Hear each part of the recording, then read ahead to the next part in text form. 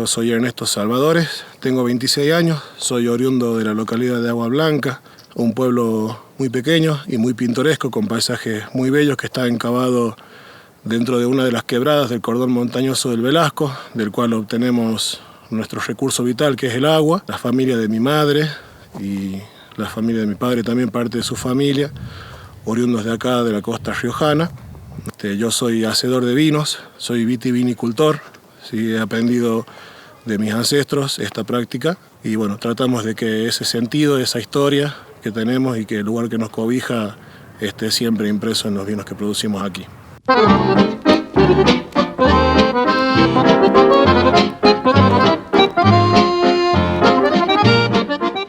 Encontramos en lo que sería nuestra superficie cultivada, nuestro propio viñedo. Tenemos un cultivo aproximado de media hectárea en total, que nos dan aproximadamente un 5 a un 10% por año, dependiendo del total de uva que procesamos aquí en la bodega. Así que bueno, si quieren, acá podemos hacer un acercamiento para que vean un poquito lo que son las plantas. En este momento llegan en una época muy hermosa porque estamos justamente a la espera de que el proceso comience nuevamente, ¿no? De que las plantas comiencen a brotar. ¿Y cuánto vive? La vida de una planta de vid es una planta tan noble, digamos, que puede vivir cientos de años produciendo. ¡Wow! Si se tienen fines, digamos, respetuosos con eso, ¿no? Con eso claro. Mismo. Vamos a que esta sea nuestra forma de trascender, digamos, entonces de que dure todos los años que pueda, básicamente. Y lo que da el tipo de vino es la uva. Y tiene que ver con el nombre del varietal de uva que se utiliza. Después puede variar, digamos, la palabra que acompaña a ese nombre Malbec según el proceso que se le dé al vino, digamos. Okay. Puede ser un vino tinto de guarda, un vino tinto un poco más suave del año, puede ser un vino blanco, un vino rosado también. Así que adquiere su nombre por la variedad de uva que se utiliza.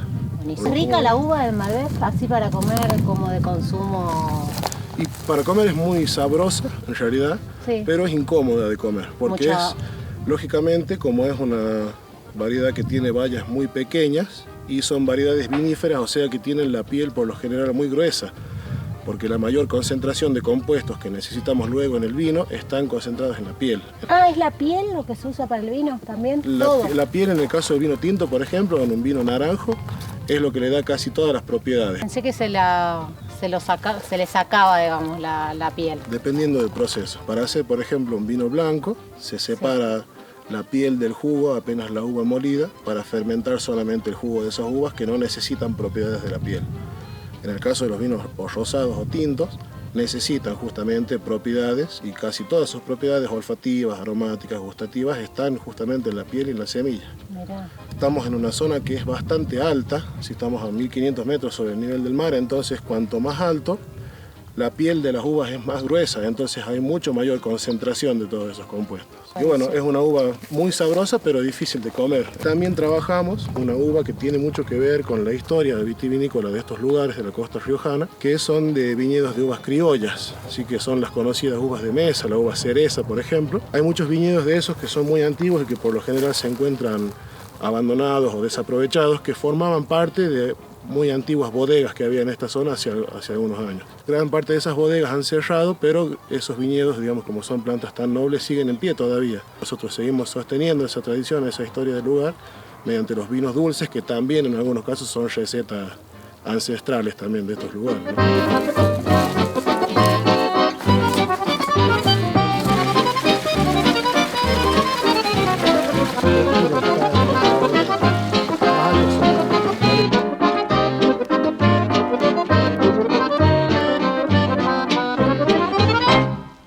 Desde la familia de mi madre, como les contaba, son oriundos de estos mismos lugares. Les hablaba del cordón montañoso del Velasco, que es justamente donde mi bisabuela tuvo su nacimiento, en las alturas del cordón montañoso del Velasco, desde donde obtenemos el agua, cerca de donde están las vertientes que nos abastecen. Esos ancestros míos han sido de los primeros pobladores de este lugar que hoy se llama Agua Blanca, que primero fue un paraje y hoy en día ya es una localidad, un pueblo. Bueno, mis ancestros han sido de los primeros pobladores de estos lugares y han sido las personas que nos han puesto las nuevas generaciones en el valor, digamos, como les decía, de usar las manos para darle un valor agregado a lo que la tierra nos brinda y siempre desde un lugar muy valorado por nosotros.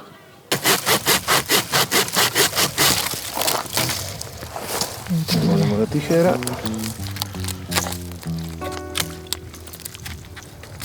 Bueno, acá justamente, como les contaba, llegan en un momento muy interesante porque estamos justamente esperando a que el ciclo vuelva a comenzar, no solo en la viña, sino en el ecosistema en general. Llegamos a la época de comienzo de la primavera, cuando el monte se empieza a manifestar nuevamente, y así lo hace la vid también. Entonces nosotros lo que estamos haciendo ahora es prepararnos un poco para ese comienzo de temporada. Lo que estamos haciendo justamente ahora es labores culturales manuales, como por ejemplo la poda, que es lo que estoy haciendo justo en este momento. Tiene el objetivo reducir la capacidad de producción de la planta. ¿Y por qué que vas a querer reducir la capacidad? Si sos un productor, no tiene sentido lo que estás diciendo. En este caso se intenta reducirlo porque, bueno, acá vas a ver que las ramificaciones del último año están muy desarrolladas, y si hacemos acá una vista, digamos, vamos a ver que tiene muchas yemas en cada uno de esos nudos. Cada uno de esos nudos va a ser un racimo de uvas, quizás 2, digamos, uno normal y uno pequeñito. Entonces, si dejamos que todas estas yemas broten, vamos a tener una superproducción y que no vamos a poder solventar desde el punto de vista primero hídrico. Acá justamente van a poder ver que la planta se está regando justamente. Sí, acá estamos en una zona donde el recurso hídrico es muy escaso. Entonces, básicamente, no le podemos pedir a la planta cosas que no le podemos dar, digamos. Porque nosotros la parte nutricional la hacemos de manera orgánica. Entonces, como no aportamos demasiado, no podemos pedir demasiado. Así que lo que vamos a lograr de esa forma es tener plantas muy bien cuidadas, muy bien alimentadas para el porte que van a tener. Entonces, lo que va a hacer es que va a dar poca uva, poco rendimiento, pero va a dar uvas de muy buena calidad. Sí, eso es lo que se logra en este caso. Básicamente la lucha, todo lo que se hace y el comportamiento que nosotros tenemos y que tienen las plantas depende completamente del comportamiento de la naturaleza. Así que bueno, es cuestión de estar encima, de cuidarlas y de saber leer el comportamiento del ecosistema y de cómo se manifiesta la planta, para saber también qué es lo que necesita y qué propósito se le puede dar, ¿no? Respetuosamente. ¿Y yo podría hacer una estaca de esto? Tranquilamente no? podrías ¿Me podría hacer llevar una estaca, una? justamente. ¿Me podría llevar una de tuya? Me muero. ¿Escuchaste? Y claro, justamente como vos decís, esta es la época perfecta para hacer eso, cuando se poda, porque bueno, estamos ya casi empezando lo que es el lloro, que es cuando la planta empieza a tomar vida de nuevo, cuando la savia empieza a circular. Entonces, previo a ese momento es ideal para hacer plantines de viña, que es el momento exacto en el que los vasos vasculares se empiezan a abrir y empieza a circular de nuevo todo ahí. Bueno, quiero una de Malbec y una de Torrontés, claro, entonces. Básicamente lo que se busca es tener rama que tenga de 8 a 10 yemas aproximadamente, depende de las preferencias de quien lo esté haciendo en realidad. Hay diferentes teorías, que tiene que ser una rama nueva del último año. Y tiene que tener a su vez un pie, ¿sí?, cortito, que no tenga más de 2 años, que es un pedacito chiquitito de madera del año anterior a este pedacito, ¿se entiende? Entonces, esto ha sido un pitón y este ha sido la yema superior del pitón, ¿se entiende? Acá está el pitón perfecto, esto estaba agarrado a la planta, acá termina el pitón, acá donde se hizo el corte. Esto sería un pitón del año pasado y esta es la yema nueva que ha salido al último de ese pitón, digamos. Esto se da porque esto está más desarrollado, entonces la circulación de la savia, digamos, para que empiece a funcionar nuevamente y para que pueda enraizar, se da mejor de esta forma, digamos. Hay gente que no lo hace así, que tiene buenos resultados igual. Como les decía, cada uno tiene su técnica, digamos, ahí. Muy bien. Así que acá tendríamos listo para ponerlo en la tierra o en el agua, quizás con algún enraizante o no, y esperar ahí a que tire o no. A tener suerte, claro, a que la pacha haga lo suyo después. Otra cosa que es importante decir es que no hay un vino igual al otro. Eso también es lo que tiene de mágico, que los ecosistemas siempre se manifiestan de maneras diferentes, a veces por cuestiones naturales y a veces por intervenciones humanas, digamos, también hablando del calentamiento global, de diferentes cuestiones que son ajenas a la naturaleza, que no nos necesita en realidad, ¿no? Y bueno, el comportamiento diferente del ecosistema año tras año hace que no haya un vino igual al otro, más allá de que sea desde el mismo cultivo, desde el mismo método de producción. La expresión del ecosistema nunca va a ser igual. Y bueno, eso también es lo que tiene de lindo, ¿no? Saber que las cosas buenas que uno hace a veces son imposibles o muy difíciles de repetir.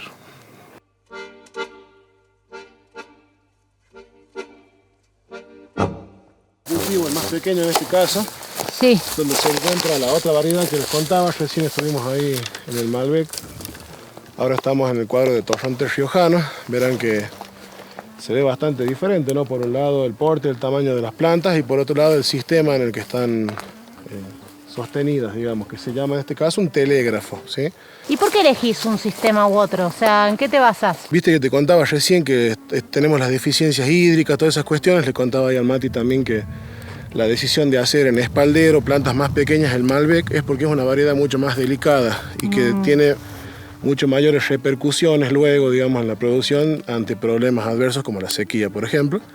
En cambio, el Torrontés riojano es una variedad que tiene en su genética, digamos, una mezcla de dos variedades. En este caso, por un lado el moscatel de Alejandría, que es el que se trae desde Europa, digamos, en la época de la llegada de los jesuitas, cuando se empieza a hacer vino con uvas viníferas también, mezclada con la uva criolla blanca que ya había en esta zona y que antiguamente ya se utilizaba para hacer vinos en los lugares estos. Así que como tiene en su composición una variedad de uva criolla, es una planta mucho más dura y como está creada, digamos, nacida en estos territorios con este tipo de climas, es una variedad que se banca todas esas adversidades un poco más. Entonces puede ser una planta mucho más grande y se le puede exigir un poco más de producción también, ¿sí? A pesar de todos esos efectos adversos que hay en la zona. Así que bueno, todo el manejo en esta parte también es manual. Como verán, se respeta totalmente lo que crece en el suelo, digamos, se va sacando con lo que es la zapa y dejándose en el mismo lugar. Como ven, hay hojas, hay restos de poda, para que eso cree una cubierta en el suelo que también aporte a sostener la humedad en el suelo, a que haya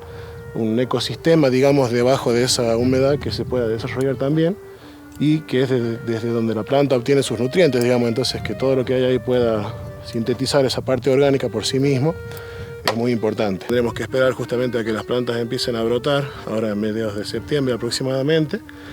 Y bueno, después se van, digamos, extremando los cuidados y las labores culturales se aumentan conforme la planta va creciendo, ¿no? Y este proceso tarda aproximadamente hasta que los frutos están listos, unos 5 meses más o menos. El punto de cosecha de las uvas se decide de acuerdo a la cantidad de azúcar que hay en su composición y dependiendo del tipo de vino que se vaya a producir es la concentración de azúcar que se necesita en la uva, digamos. Se levanta de manera manual, ¿sí? Es la labor cultural más difícil de hacer en este caso porque la uva está concentrada, como les contaba, en la parte más baja de la planta y estamos en un lugar muy escarpado, como habrán visto. Entonces es muy complicado de hacer, hay que estar agachado, sentado, de rodillas, de cuclillas y hay que ser muy prolijo también porque necesitamos que la uva llegue en las mejores condiciones posibles a la línea de producción para lograr vinos de buena calidad, digamos. Alguna vez en mi vida he pensado en hacer otras cosas que no sean y que no tengan que ver con el vino. Pero bueno, habiendo nacido en este lugar y habiéndome criado en este mismo lugar desde donde estamos comunicando todo esto, me he mimetizado, digamos, por así decirlo, ¿no? Con el lugar y creo que uno con esas cosas aprende, digamos, a sensibilizarse con las cosas que lo rodean y cuando uno trabaja y pone las manos en cosas que tienen vida, son cosas que a uno le dan retribuciones emocionales, sentimentales, que no necesariamente son personas también. Así que bueno, que tenga tanto sentido emocional y que estemos tan arraigados y metidos dentro de todo esto, creo que es lo que hace que nos quedemos aquí, que sigamos llevando adelante estas prácticas con tanta nobleza. Y bueno, agradecido siempre con el lugar que nos da la gran posibilidad de llevar a cabo la noble tarea de hacer vino con mucho amor, digamos, que esa es la premisa.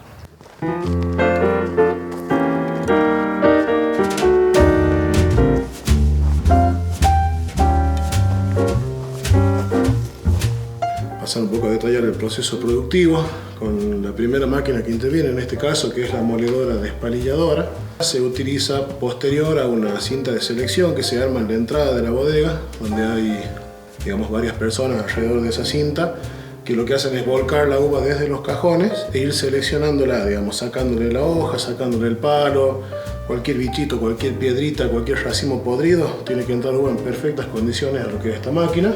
Lo que hace esta tóloga es recibir los racimos que van cayendo, esto va girando y lo que va haciendo el sinfín es impulsarlo hacia adentro, ¿sí?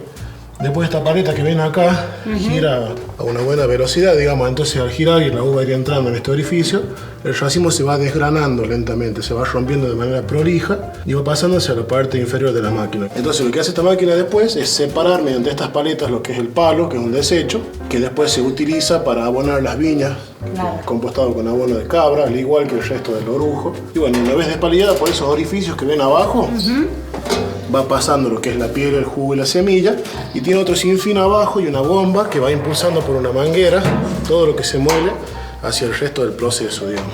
Bueno, acá como les contaba tenemos lo que son, digamos, el equipo de vinificación inicial, digamos, que son los tanques fermentadores, son tanques de fibra de vidrio. Eso te iba a preguntar. Tal cual. Para la aceituna también creo que se usan parecidos, ¿no? Se usan parecidos para la aceituna, pero tienen un recubrimiento diferente adentro.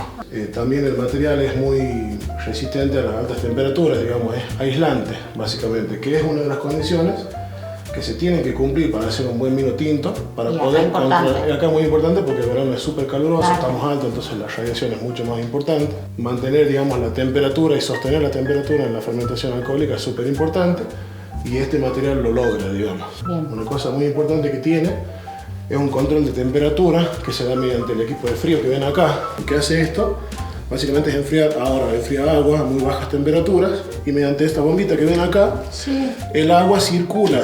El agua muy fría circula por dentro de los tanques mediante serpentines de acero inoxidable, como este que ven acá. Ah, ¿sí? Como hacen con la cerveza. Exacto. También. Exactamente, es como un chiller que le dicen los cerveceros, el famoso chiller, tal cual. De esa forma logramos básicamente lo que es ralentizar el proceso de fermentación alcohólica, lograr que las levaduras, que son las bacterias que hacen ese trabajo, lo hagan de manera muy lenta, tranquila y sostenida, para que todo lo que tiene que aportar, en este caso, digamos, o el jugo, o la piel, o la semilla, pueda ser, como quien dice, sintetizado de la mejor forma, ¿no? O sea, yo abro esto, tiene vino dentro. Está lleno de vino, por suerte, sí, exactamente. Ahora vamos a sacar una copita. Y bueno, como les contaba, tenemos un límite de producción justamente como productores artesanales. Por un lado es una cuestión, hablar de artesanales, hablar desde la esencia, desde la interacción de las manos, desde cómo uno lo siente, cómo es que se hace. Y después está la parte legal también, ¿no? Que tiene que ver con el Instituto de Vitivinicultura, que establece mediante la ley del vino categorías de productores, ¿sí? Entonces, en la categoría artesanal no podemos superar los 12.000 litros de producción anual. Entonces, es una producción muy pequeña, así que para muchos es una desventaja, pero para nosotros al contrario, es una ventaja que nos permite hacerlo mucho mejor, digamos. Y cuanto menos haces, como les contaba recién, cuanto menos haces, lo podés hacer mejor, básicamente. Pero esto no es un vino patero. No es un vino patero. Sí. Y el vino patero, ya la palabra te lo define, es el vino cuya uva se pisa con las patas, digamos, con los pies. Empezando por ahí no lo podemos hacer. Claro. Yo he aprendido a hacer vino de esa forma con mi tío abuelo, con el lagar de cuero, de vaca, todo como se hacía antes. Hoy en día en estos niveles de producción ya no se puede hacer, digamos, tampoco es legal hacerlo. Y después lo que le da la definición de patero es que sea un tinto dulce o un rosado dulce. Ah, ok, no podría ser un Malbec patero. Podría ser, pero acá la gente cuando te dice patero está buscando un tinto dulce. Okay. Exacto, un rosadito dulce. Muy bien. Me toca a mí ser la cuarta generación de viñateros y hacedores de vino en la familia, partiendo desde mi bisabuelo hasta mis tíos abuelos, que son quienes nos han inculcado a mis padres y a mí el hecho de hacer vino. Y bueno, después mis padres, que han sido los iniciadores de este proyecto que hoy me toca continuar desde Apacheta Vinos de Autor.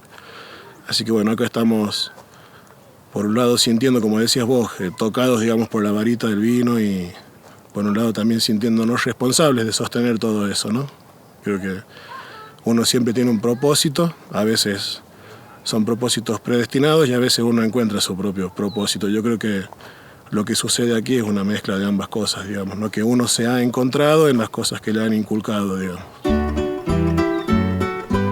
Ya que hablamos tanto, vamos a hacer el tatetí a ver cuál es. Muy bien. Bueno, vamos a elegir este.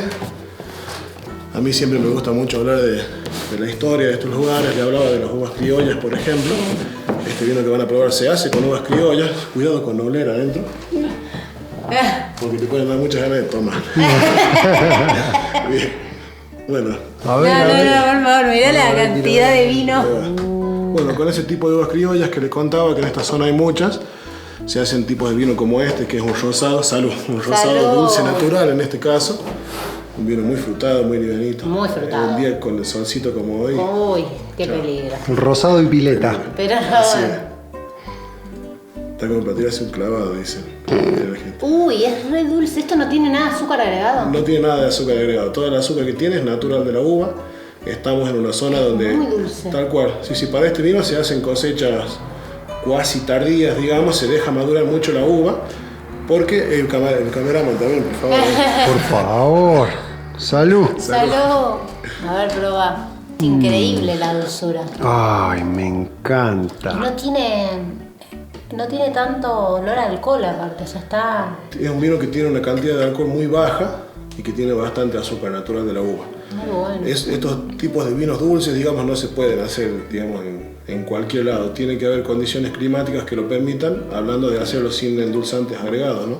Por lo general, los finales del verano acá en la zona son muy secos, entonces eso permite que la uva pueda madurar y juntar mucha cantidad de azúcar en el tiempo sin pudrirse antes. En lugares húmedos no se podría lograr, por ejemplo. Claro. Y bueno, acá muy importante que habrán visto con la toma, es esto que ven acá. Si verán que el tanque, por ejemplo, no está lleno, entonces hay como una cápsula de aire que se genera arriba, ¿sí? Sí. Entonces cuando yo cierro el tanque, si no pongo esto, yo dejo aire adentro y el aire es un oxidante del vino, entonces es muy perjudicial el contacto prolongado con el oxígeno. Entonces acá adentro lo que hacemos es poner metabisulfito de sodio en este caso, que es un químico que en el contacto con el aire libera gases. Entonces cuando yo cierro el tanque, eso libera gases y no queda aire adentro del tanque, queda solamente gases. Entonces estoy cuidando la conservación. Claro. Y eso se hace con todos los tanques, digamos. Y ese barquito que le decimos nosotros se recambia entre 3 y 5 días aproximadamente. Bastante. Es un cuidado extremo para el tema de la conservación. Claro. Y parte muy importante de tener un buen vino es cuidar la conservación de manera muy fina, digamos, en ese caso. Espectacular. Me voy a llevar igual. El tanque. El tanque, bueno. Llevémonos pero- al tanque. Y yo siempre digo, mira, es una pregunta muy frecuente que se da acá, es que ¿cuándo van a hacer más, por ejemplo? Y yo no pienso tanto en hacer mucho más, sino en hacerlo cada vez mejor. Y bueno, en la intención de trascender, digamos que es básicamente lo que buscamos nosotros mediante estas labores y volcándonos y encomendándonos hacia lo que nos rodea, es justamente eso, trascender en el tiempo, no solo en el recuerdo de las personas que nos prueban, que nos conocen, que se recuerdan de nosotros, sino en las cosas que vamos a dejar aquí, en este mundo, y a quienes vamos a dejar, digamos, también, ¿no? Hablando de la familia, de las nuevas generaciones que se vienen ahora después de nosotros. Y bueno, también hablando de lo que uno deja implantado, digamos, abrir un pedazo de tierra para ponerle un retacito de vida adentro, es algo sumamente mágico, digamos, que para nosotros tiene mucha importancia y ojalá que algún día también podamos llegar a cultivar todas las uvas que usamos para vinificar, que eso también nos sería muy útil, nos encantaría también, que mejor para un vinificador que poder cultivar todo el uva que se produce. Así que bueno, justamente siempre la intención de mejorar y después que la inercia vaya haciendo lo suyo. La intención del viaje es disfrutarlo, seguir haciendo lo que nos gusta y bueno, tratar de no sufrir en el viaje, digamos, ¿no?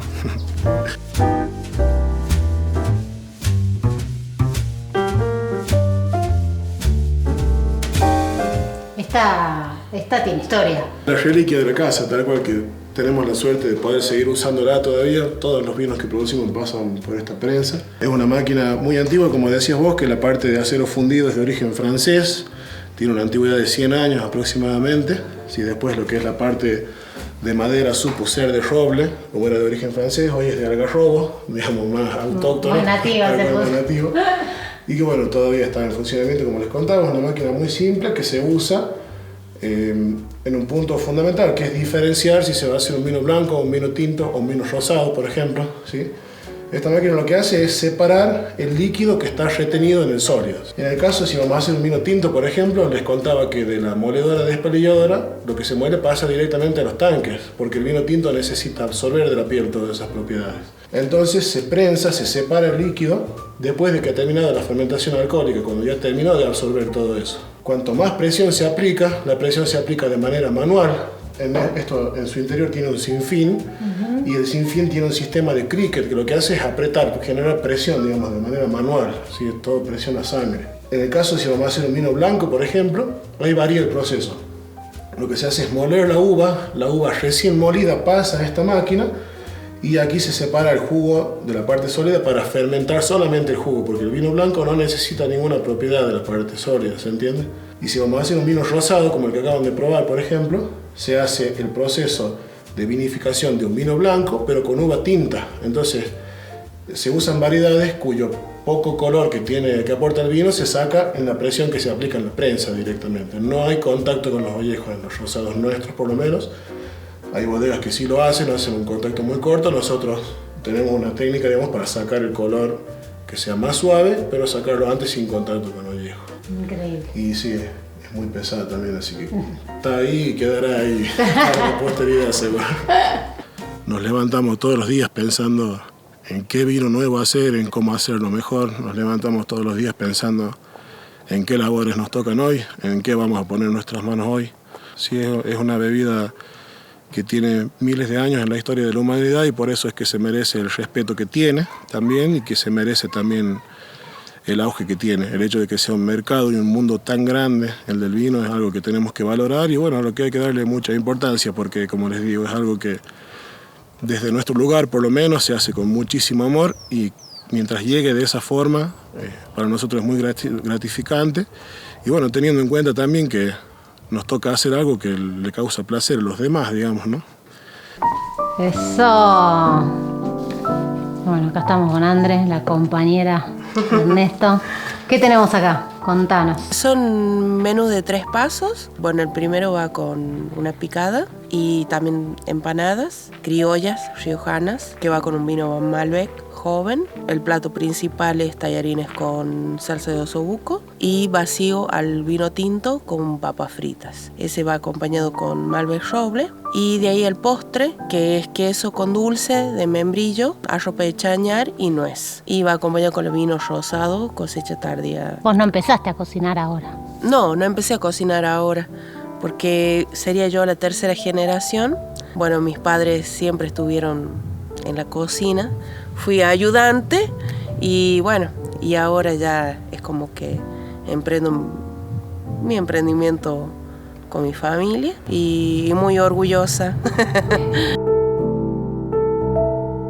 Lo que aprendí de mi mamá es la comida de casa, ¿no? Que siempre uno vende y vende lo que uno hace en la casa, lo rico, lo que le pone la esencia, ¿no? También el locro, el guiso, el estofado, poner la empanada y bueno, y todo lo que es pastas, he aprendido con ellos también. Ahí estás aprendiendo del vino y todo eso. Y estoy aprendiendo del vino, aparte de saberlo tomar, de saberlo, de combinar, ¿no es cierto? Con qué comida, con igual el vino dulce también.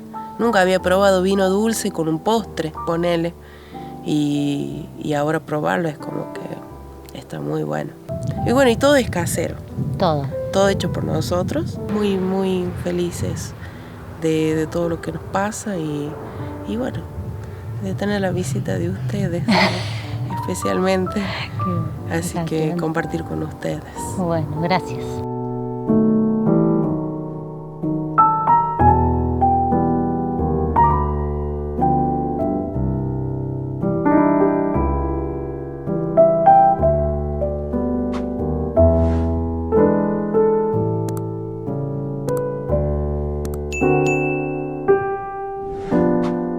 Estamos en la parte final, que es el sector donde realizamos el fraccionamiento, el envasado, digamos, más comúnmente.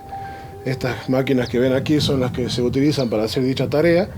Son máquinas totalmente manuales, digamos.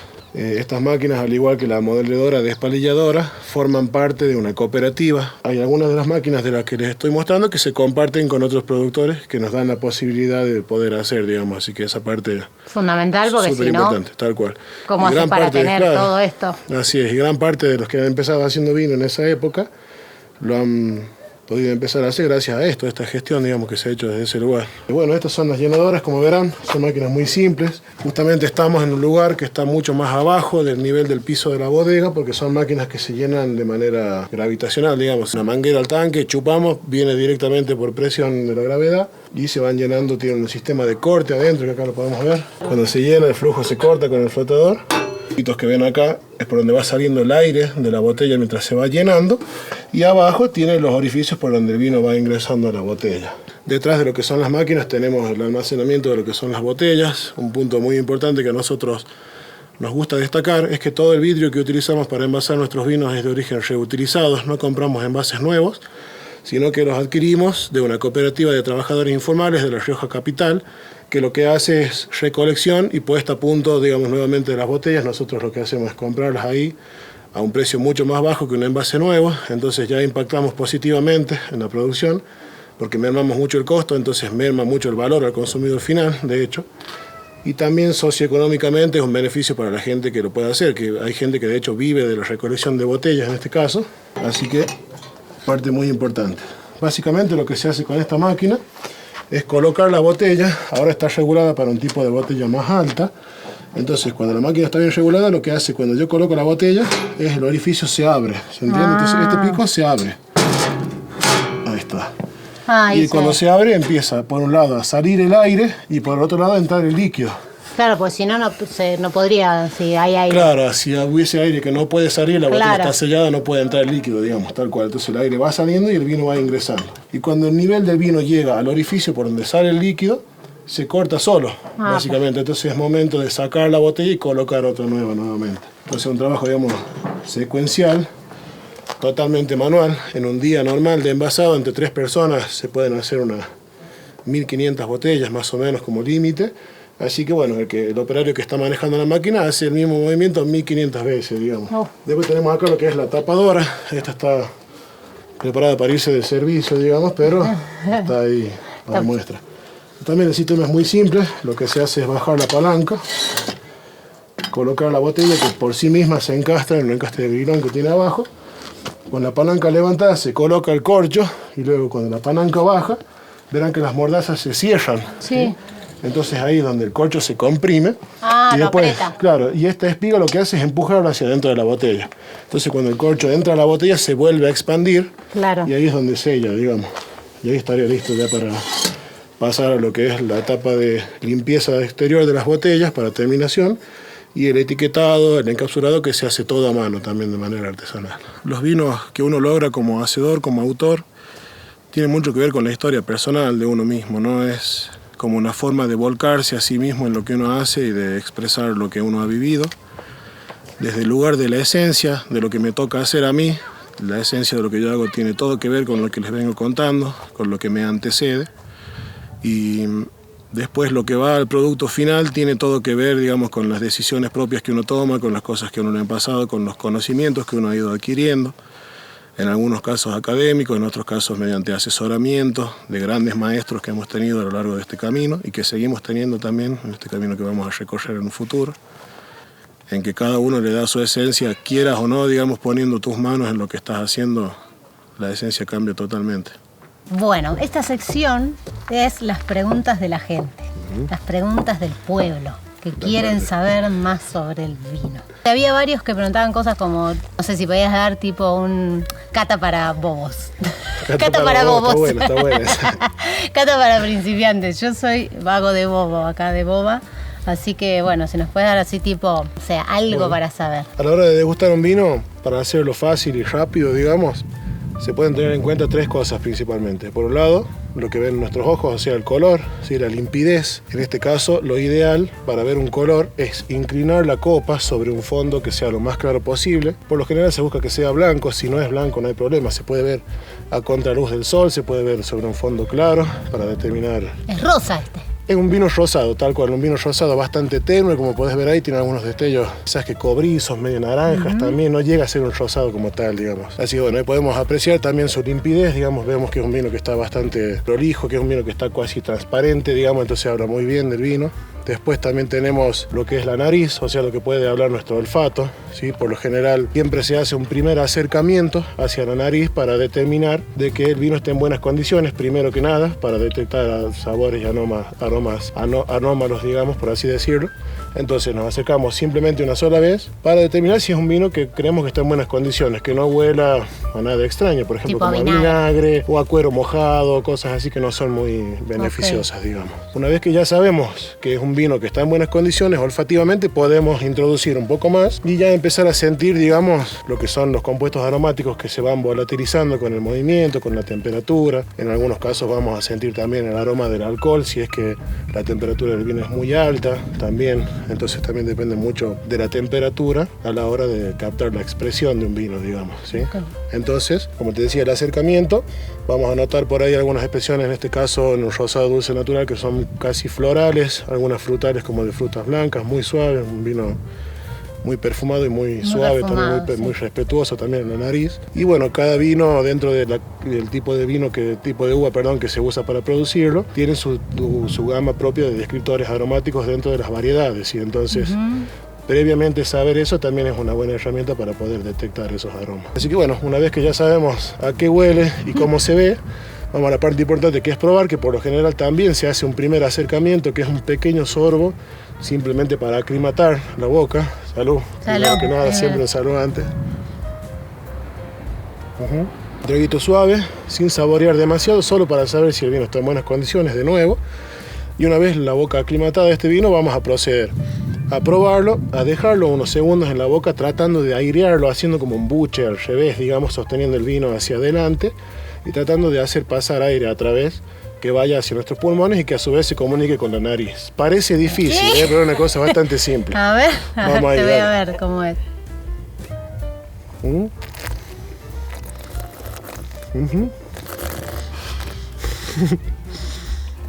Bien, una vez que estás haciendo eso, Uy, se puso más dulzón, se puso más dulzón, más intenso, más empezás a intenso. sentir como la acidez que tiene. Es una forma de probarlo mucho mejor cuando haces que recorra toda la boca, abajo de la lengua, cuando haces que pase por las encías. Claro. Y porque en cada parte de la boca y de la lengua principalmente hay diferentes receptores que captan las diferentes partes, el dulce, el ácido, el amargo, por ejemplo el salado también, que hay vinos minerales también que tienen sales. Bueno, básicamente esa es la forma de llegar a probar un vino propiamente dicha, Perfecto. sin tanta complejidad, digamos. Bueno, pues si no, háganse un curso de cata, que hay un montón por ahí y muy buenos. Bueno, si no me llaman a mí también para una explicación un poco más técnica. Claro, lo buscan en el Instagram, una pacheta, Claro. y el amigo acá es muy solidario en responder sus dudas. Como que tenemos que la idea de que un vino más viejo no es re de película. Tipo, tráeme la cosecha 1700, no sé claro. qué. Y el tipo pone así, de dinero. Pero yo no sé si todos los vinos se pueden guardar así. Tipo, si yo agarro un vino de caja Tetrabric Claro. y lo guardo 200 años, ¿se va a poner mejor? Y lo más probable es que no esté mejor en ese caso, sí, porque bueno, Ah. tiene algo de cierto lo que decís, pero pasa con vinos que están hechos y preparados para eso por lo general, ¿no? Ok. Que son vinos que tienen mucha intensidad, digamos que están desde la uva ya pensados con ese propósito y que por lo general tienen lo que se llama como un conocido paso en madera, así que por lo general se hacen barricas como esta que ven acá, que lo que hace es aportarle, digamos, algunos compuestos que tienen que ver con aromas, con sabores también, que le dan posteridad en el tiempo, siempre y cuando las condiciones en las que el vino se está digamos, manipulando sean adecuadas, como la temperatura y la humedad estable y controlada durante todo el tiempo que se mantenga en estiva, que se le llama, ¿no?, a la guarda. Así que bueno, pasa con algunos vinos, no con todos, no todos son buenos después de mucho tiempo. Podés abrir un vino simplemente por su significado, no tanto por lo que va a saber, digamos. Y hay otros que sí, digamos, que con el paso de decenas y decenas de años logran perfiles muy interesantes, digamos.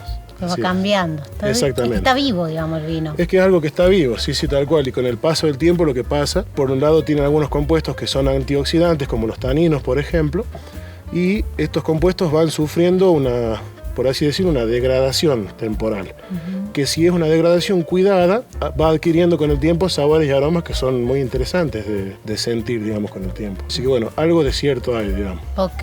Bueno, y por último, sé que en el mundo del vino, particularmente en el mundo del vino y en la Argentina, hay premios, trofeos, medallas, competiciones, a ver quién hace el mejor vino. Y bueno, sé que ustedes han ganado algunos premios, pero tengo una duda de si compiten con categorías similares o vos estás compitiendo, o sea, competís con pequeños productores. Claro. Y bueno, y contanos si ganaron alguna medalla. Bueno, depende. Sí, en algunos casos hay algunas catas que se hacen, por lo general participamos en catas de nivel nacional. Algunas de ellas sí son donde se discrimina, digamos, la categoría de productor donde se va a competir. En nuestro caso, algunas catas de nivel artesanal, donde directamente no competir, digamos, se arma una cata para darle puntajes a todos esos vinos, sabiendo cuál es el que va a obtener medalla dependiendo del margen de puntaje, digamos. Así que en algunos casos es para productores artesanales y en algunos casos muy importantes también hay algunas catas como la Cata Nacional de San Juan, de donde nuestro Malbec Roble trajo una medalla de oro el año pasado. Vamos. Y bueno, es más que importante porque no solo es una cata de normativa internacional, sino también que es una cata donde se mezclan todas las categorías de productores. O sea, no se discrimina si sos más chico, si sos más grande. Así que bueno, obtener galardones en ese tipo de... O sea, ustedes ganaron catas, con bodegas grandes. Exacto, le ganaron a muy grandes. bodegas Claro, con otra infraestructura. No sé si diría que les ganamos, pero nos asemejamos, digamos, Claro. en la apreciación del jurado, nos asemejamos en lo que sería la apreciación del puntaje, digamos, a esos vinos de alta gama, por así decirlo, ¿no? De bodegas muy grandes, de bodegas muy conocidas. Así que bueno, para nuestro lugar principalmente es un reconocimiento muy grande. No solo la intención de competir, sino también de seguir mejorando y seguir aprendiendo, porque la gente que da las valoraciones en esas competencias es gente que sabe muchísimo. Entonces lo que ellos tengan para decir de nuestros vinos a nosotros nos sirve mucho, ¿sí? Para mejorar y para saber lo que estamos haciendo bien, digamos, también, ¿no? Claro. Así es. Qué bien. Bueno, o sea que es loco eso, o sea que un productor o un pequeño productor podría llegar a ser un vino del nivel que lo hace a alguien con mucha estructura, digamos. Exactamente, esa es la parte más difícil de lograr para un productor artesanal, es lograr un vino de casi tan alta calidad para los paladares tan exigentes como en esas competencias y con menos infraestructura, con menos maquinaria, quizás que con menos técnica también. Así que bueno, por eso sí, es muy importante y da a denotar que detrás de esos vinos artesanales que obtienen esos puntajes hay esfuerzos grandísimos, así que no solo son en la producción de los vinos, sino que es una historia que viene desde hace muchos años y que se sostiene principalmente desde el ecosistema que alberga los viñedos, ¿sí? Gran parte de un vino ya está hecho cuando recibimos la uva en la bodega, digamos. Claro. Así que bueno, así es. Salud. Salud. Salud, gente. Y bueno, sí, en la vida del pequeño productor hay momentos muy difíciles. Bueno, ustedes ya sabrán que es así, ¿no? Es todo el tiempo un ida y vuelta de emociones, un ida y vuelta de situaciones, un estado mental constante en el que uno tiene que estar para que todo funcione. Entonces yo creo que uno como emprendedor, a la hora de encomendarse lo que uno hace, se divide en dos, digamos. Entonces, una sola alma haciéndose cargo de dos personas diferentes, ¿no? La parte emprendedora y la parte de lo que uno lo hace como persona, ¿no? Entonces, bueno, también tiene que ver con lo positivo, ¿no? Pueden ser momentos difíciles y se les puede decir momentos malos, pero al final la clave del emprendedor para poder seguir adelante está en saber sacarle el jugo a esas situaciones, en saber sacarle las cosas buenas y en seguir aprendiendo, que en realidad ese es el camino. Desde ese lugar venimos de aprender haciendo, así que bueno, aprendemos viviendo también y eso es lo que nos lleva adelante. El movimiento es vida, así que eso es lo que nos mantiene en constante actividad.